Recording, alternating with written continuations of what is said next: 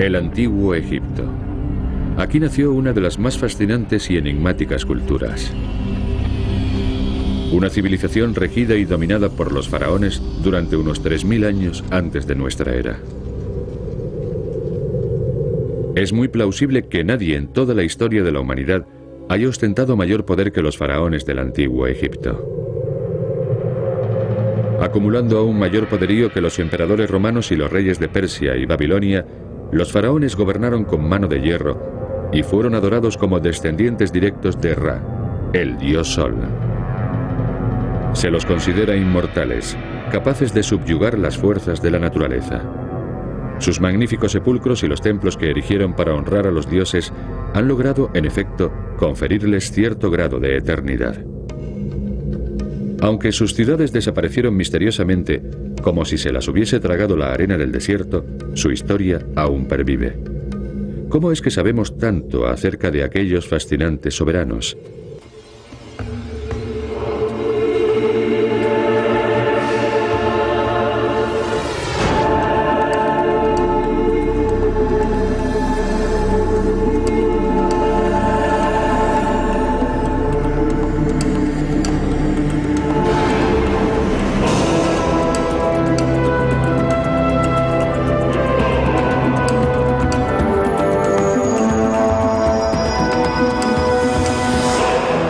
Secretos de la arqueología.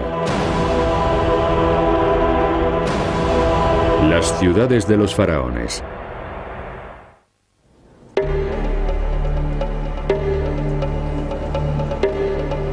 El Egipto de nuestros días convive con las reliquias de los tiempos faraónicos. Las colosales estatuas. Las pirámides que adornan la ribera izquierda del Nilo, por donde el sol se pone. Los espléndidos templos como los de Karnak y Luxor, levantados gracias al ahínco de cientos de miles de obreros. Aún se mantienen en pie. No obstante, en nuestros tiempos no pervive sino una fracción del esplendor de aquellas populosas urbes. ¿Por qué, pese a la pericia de aquellos alarifes de la antigüedad, tan solo una ínfima parte de esas arcaicas ciudades ha subsistido hasta hoy? La respuesta reside en la importancia atribuida a cada edificio. Mientras que los templos y las pirámides estaban destinados a soportar los embates de los siglos, los súbditos de los faraones se conformaban con edificar sus viviendas empleando adobe y paja desecada al sol, una técnica constructiva que aún se emplea en nuestros días. Mas eso no restaba magnificencia a metrópolis como Menfis, la primera capital de los faraones. Conservamos información acerca de su grandeza gracias al legado de los escribas, los amanuenses de aquellos pretéritos tiempos. Esta representación de un escriba, conservada en el Museo Egipcio de El Cairo, es un buen ejemplo de uno de aquellos hombres cuya vida entera transcurrió en alguna de las abarrotadas ciudades de los tiempos faraónicos. En el antiguo Egipto, el oficio de calígrafo gozaba de gran prestigio. Al cabo de largos años de estudios, los escribientes lograban dominar el arte de trazar jeroglíficos y disfrutaban de privilegios y honores privativos de las clases superiores. La mayor parte de la población tenía vedado el acceso a la escritura, que así quedaba envuelta en un halo de misterio. Los escribanos ejercían una profesión muy singular. Muchos se ganaban la vida redactando y copiando documentos públicos y administrativos. El Nilo era la fuente de la vida del antiguo Egipto, y en sus riberas se establecían casi todas las poblaciones de mayor relieve. Menfis, situada a tan solo unos kilómetros al sur de El Cairo, fue la primera capital del Imperio Antiguo. La señal vial que indica la población de Mitraina anuncia que nos encontramos a las puertas de la metrópoli. Cuesta imaginar que tan desolado paraje fuese en tiempos el corazón de una de las más pobladas y opulentas urbes del mundo antiguo. Y sin embargo, hace 4000 años aquí se alzaban majestuosos palacios y templos ceñidos por un intrincado dédalo de casas y calles. Menfis albergaba a buena parte de la intelectualidad de la época, esclarecidos científicos y refinados escultores como los artífices que labraron esta esfinge alabastrina o esta efigie de Ramsés II, una de las más impresionantes de todo Egipto, que estuvo sepultada bajo la arena durante miles de años.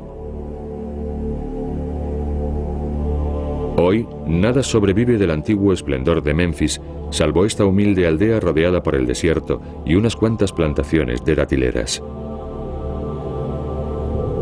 ¿Qué fue de aquella pujante metrópolis fundada por el rey Menes alrededor del 3100 a.C.?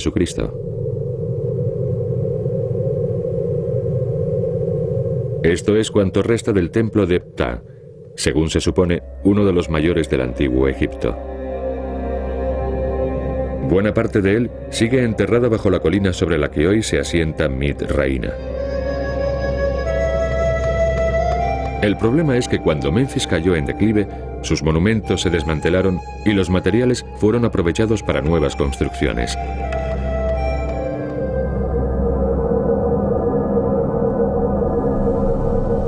A lo lejos se divisa uno de los muchos templos que adornaron Memphis en un período posterior. Y esta es la imagen que debía de ofrecer el populoso entramado urbano del centro de la ciudad hace más de 4000 años. Según los escribas, las panaderías eran una parte fundamental de la vida cotidiana en el Egipto faraónico. Por las mañanas ibas a aprovisionarte de pan a una tahona como esta, y adquirías un producto de un sabor un tanto especial. Los panaderos extraían la miga y la rociaban con agua y vinagre. A continuación, rellenaban la hogaza con una pasta compuesta de pimienta, miel, hierbabuena, cilantro, queso, sal y aceite. El horno se encontraba en el patio del obrador. Las transacciones se realizaban por medio del trueque, ya que el dinero no se implantó hasta mucho después, alrededor del año 500 a.C. Si necesitabas que un alto funcionario estampase su firma en algún documento público, acudías a su residencia, que seguramente era una lujosa vivienda como esta. Posiblemente, el amplio comedor estaba decorado con exquisitas vasijas, tinajas y magníficos muebles, signo del buen gusto y la prominente posición de su propietario. A la clase alta le encantaba rodearse de delicados objetos, vestir elegantemente y lucir pelucas y joyas.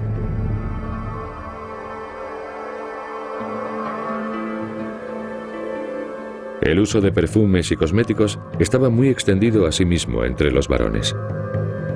Se acostumbraba a llevar sobre la cabeza un cucurucho relleno con un ungüento que al derretirse a lo largo del día impregnaba de perfume tanto la peluca como la vestimenta. Los moradores de estas casas agasajaban a sus huéspedes con suntuosos ágapes. Pero, ¿qué clase de alimentos y bebidas se servían en la mesa de un potentado egipcio? ¿Cuáles eran sus hábitos alimenticios? Puesto que los egipcios aspiraban a cumplir los 110 años, su dieta debía de ser diversa y equilibrada. Tomaban 3 comidas diarias, algo ligero por la mañana, otro bocado a eso del mediodía y por último la comida principal que se corresponde con la cena de los países anglosajones. No se empleaba cubertería, aún el faraón y sus familiares comían con las manos, si bien las buenas maneras prescribían servirse tan solo del pulgar, el índice y el corazón de la mano derecha. Entonces, como ahora, se cocían diversas variedades de pan que se amasaba a mano e incluso con los pies.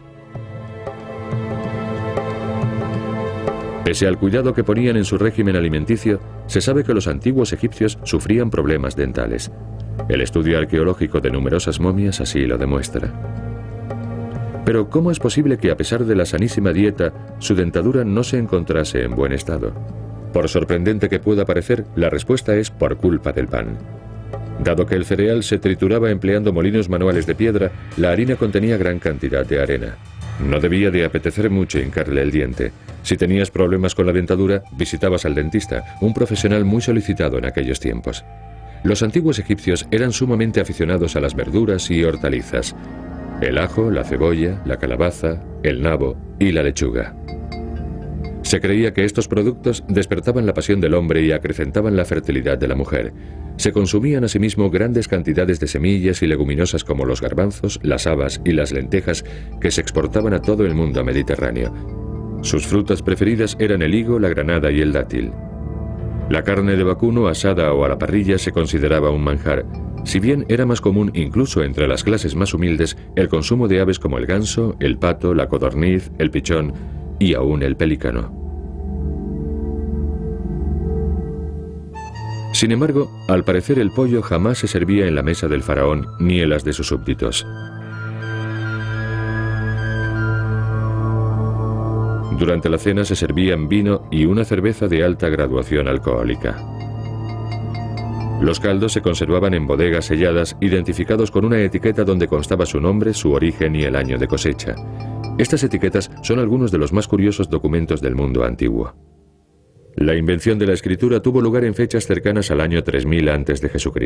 Su difusión por el país permitió por vez primera el registro de datos y el archivo de documentos. Los primeros signos se derivaban esencialmente de la observación de la naturaleza. La escritura jeroglífica era un sistema de representación de conceptos mediante dibujos.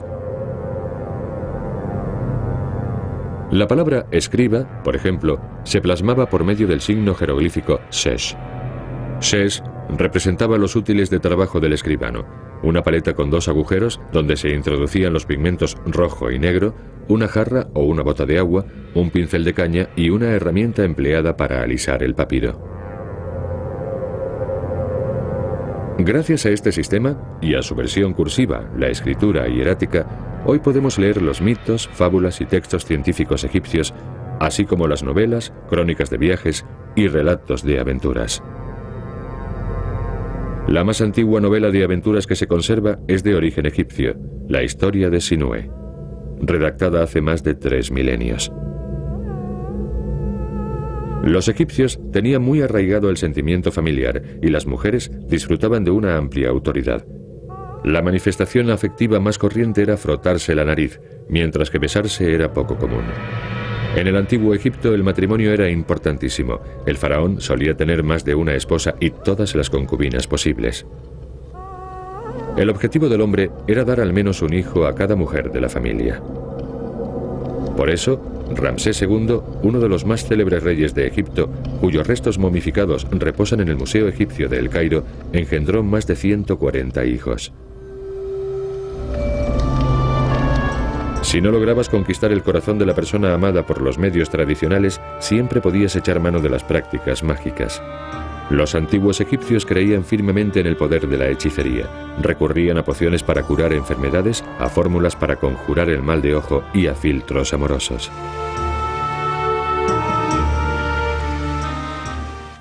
Remontando el Nilo, a unos 700 kilómetros de El Cairo se encuentra Luxor.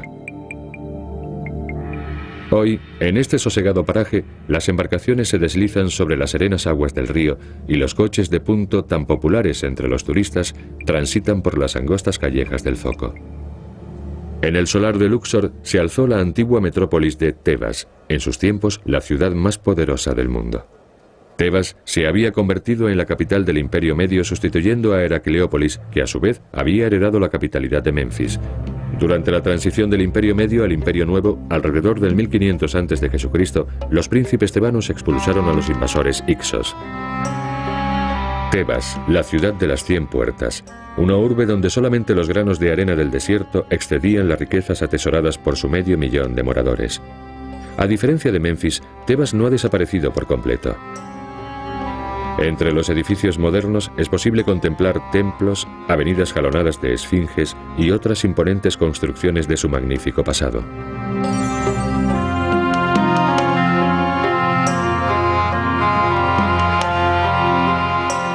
Los restos del templo dedicado a Amón-Ra así lo atestiguan. Tras su estudio arqueológico y la demolición de los centenares de viviendas que se habían erigido sobre sus ruinas, fue reconstruido a finales del siglo XIX. Aún están por concluir algunas excavaciones. Una mezquita del siglo XV continúa ocupando parte del primer patio.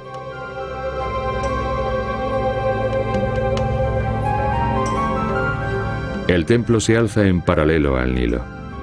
Sus dimensiones son verdaderamente majestuosas, unos 245 metros de longitud por 60 de anchura.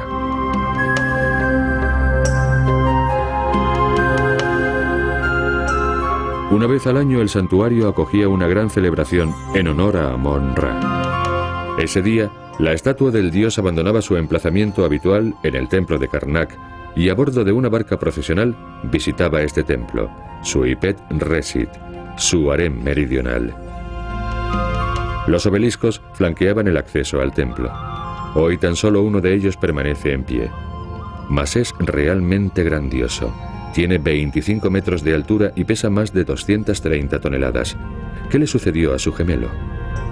Guardando la entrada se encuentran las colosales estatuas de Ramsés II, el faraón que fuera un intrépido guerrero. En el rincón noroeste del primer patio del templo se encuentra la mezquita de Abu el-Agag, a la que los musulmanes tienen en muy alta estima. Entre estas columnas se yerguen las estatuas de los faraones Amenhotep III y Ramsés II. He aquí la imagen que debía de componer la entrada del templo de Amón en la antigüedad. En su fachada, el pilono de Ramsés II está profusamente decorado con escenas de la épica batalla librada en 1285 a.C. por este faraón contra los hititas en Cadés, en la actual Siria. La reconstrucción infográfica nos permite observar cómo los dos ciclópeos obeliscos dominaban la entrada. El misterio de lo ocurrido con el segundo obelisco tiene su explicación. En 1835, el rey de Egipto, Mohamed Ali, se lo regaló al rey Luis Felipe de Francia. Unos 4 kilómetros separan Luxor de Karnak, el lugar donde se alza un enorme complejo sacro dedicado a una trinidad de dioses, Amón, Montu y Mut.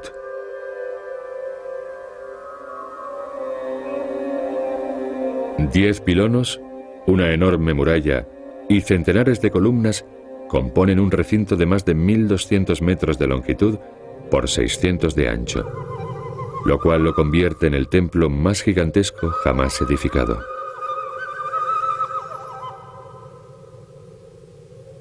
Tardó en construirse 2000 años, y todos los faraones contribuyeron en mayor o menor medida a su erección. Al acceder al edificio, te encuentras en el mayor patio de todos los templos egipcios, más de 90 metros de anchura por 80 de fondo. En el centro del patio, tan solo pervive una de las 10 esbeltas columnas que conformaban el peristilo. Este patio porticado se edificó en torno al 570 a.C., durante el reinado de Taharka. Aquí se custodiaba la barca solar que se empleaba en las solemnes procesiones fluviales entre Karnak y Luxor. Veamos el aspecto que debía de ofrecer el templo en la plenitud de su majestad. El peristilo estaba compuesto por una decena de columnas de más de 18 metros de altura. Tras ellas podrán contemplar la decoración del segundo pilono erigido por Ramsés II.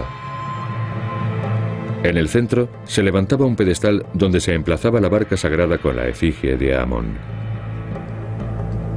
Las dimensiones de este sector del edificio son sencillamente colosales. Tras el segundo pilono se accede a uno de los monumentos más impresionantes del arte egipcio. La gigantesca sala hipóstila, que con sus 100 metros de anchura por 53 de fondo, albergaba 134 columnas. Los enormes arquitrabes elevaban la altura de la techumbre hasta los 23 metros. Las 122 columnas laterales, con capiteles papiriformes, son más bajas. Eso permitía abrir ventanas que creaban asombrosos efectos de luces y sombras. Los relieves de los muros interiores del atrio, labrados hace más de 3000 años, representaban procesiones y ceremonias de coronación.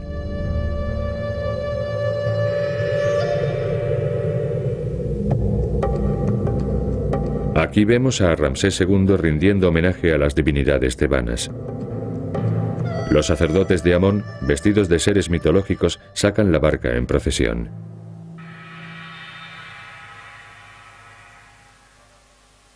El eje central del templo conduce a la Sancta Sanctorum del complejo, la sala granítica que acogía la embarcación sagrada.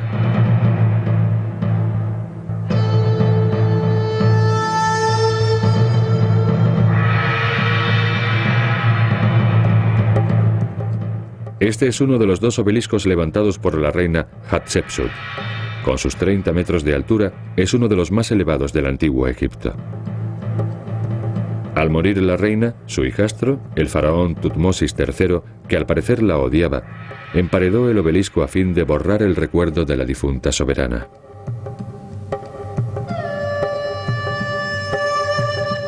El templo festivo de Tutmosis III fue posteriormente transformado en iglesia cristiana, como se puede observar por las efigies de santos que aún se distinguen en las columnas.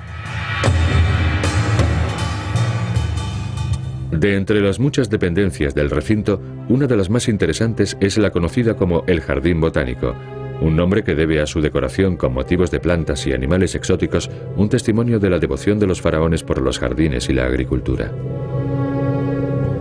Y este es el gran lago sagrado, donde los sacerdotes de Amon-Ra se purificaban en el agua sagrada del Nilo que se canalizaba hasta aquí. Este gigantesco escarabajo era considerado sacro por los egipcios. Se dice que rodearlo trae buena suerte. Nilo abajo llegamos a El Cairo, la capital del moderno Egipto, una metrópolis de casi 16 millones de habitantes. El Cairo jamás ostentó la capitalidad en tiempos de los faraones. Durante su gobierno, aquí no había más que un diminuto asentamiento llamado Kairi Aja, que significa campo de batalla. Según la leyenda, los dioses Horus y Set batallaron aquí. Lo único que se sabe acerca del lugar es que alrededor del año 500 a.C. se llamaba Babilonia y era un importante foco comercial. Si visitan el barrio copto, uno de los distritos más antiguos y pintorescos de El Cairo, descubrirán que aún hoy se encuentra habitado por cristianos ortodoxos. Acoge uno de los templos más relevantes de la cristiandad, la iglesia de San Sergio, edificada sobre la cripta donde se hospedó la Sagrada Familia durante su exilio egipcio.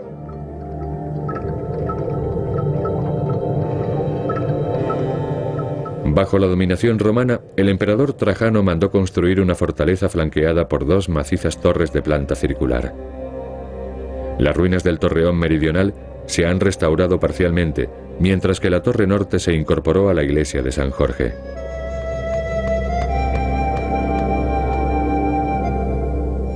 Más al norte, en la desembocadura del Nilo, se encuentra Alejandría, la ciudad fundada por Alejandro Magno en 332 a.C.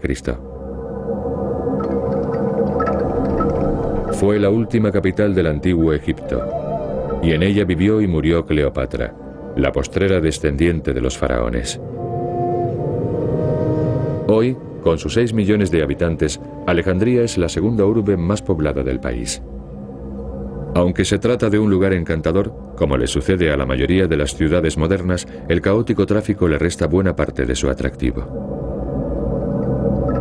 En la antigüedad albergó una gran biblioteca donde trabajaban millares de escribas que dejaron constancia para la posteridad de la vida del antiguo Egipto. Pero por lo general, el esplendor de la arcaica ciudad ha quedado completamente sepultado bajo las barriadas modernas. Aquí se alzaba la célebre torre de la isla de Faros, el Faro de Alejandría, construido en 279 a.C. y muy dañado posteriormente por los seísmos. En 1480, el sultán mameluco Qaid Bey aprovechó la mayor parte de sus restos para levantar esta fortaleza, una obra maestra de la arquitectura militar. Algunas columnas de granito procedentes del faro aún pueden contemplarse en la puerta de la torre principal y en las murallas que se hunden en el mar. Hoy resulta difícil imaginar el faro en todo su antiguo esplendor. Mas cuando se erigió, tenía una altura de unos 120 metros y se convirtió en una de las 7 maravillas del mundo antiguo. La Torre de Faros fue uno de los monumentos favoritos de Cleopatra. Esta era su capital, una ciudad a la que amó más que a los generales romanos que la cortejaron. Su suicidio en el año 30 a.C. supuso el final de 3000 años de dominio faraónico. Egipto perdió su independencia y se convirtió en una provincia del Imperio Romano. Pasado el tiempo, muchas de las ciudades de los faraones fueron quedándose desiertas y se arruinaron paulatinamente. Las viviendas modestas construidas con adobe desaparecieron. Muchos monumentos se convirtieron en canteras y sus piedras se reutilizaron en nuevas construcciones. Incluso las magníficas pirámides fueron despojadas de parte de sus bloques de piedra. La madraza del sultán Hassan fue edificada en 1362 con piedra procedente de las pirámides. Se trata de una escuela islámica de estudios superiores y hoy se considera una obra maestra de la arquitectura musulmana. El palacio está perfectamente proporcionado y debe buena parte de su belleza a los sillares expoliados en las pirámides. Tal fue el destino de otros monumentos de la capital a lo largo de los siglos, en el transcurso de los cuales las magníficas obras de los faraones fueron desmanteladas. Pese a todo, en Egipto, el pasado y el presente conviven como en ningún otro país del mundo. Los amanuenses, los escribas de aquellos tiempos, nos han legado un tesoro literario que da testimonio de asombrosas aventuras, de soberanos y reinas, de grandes historias de amor y trágicas batallas, de dioses para cualquier ocasión. Sus escritos desafían el transcurrir de las centurias y hasta cierto punto confieren a los faraones la eternidad que tanto anhelaban.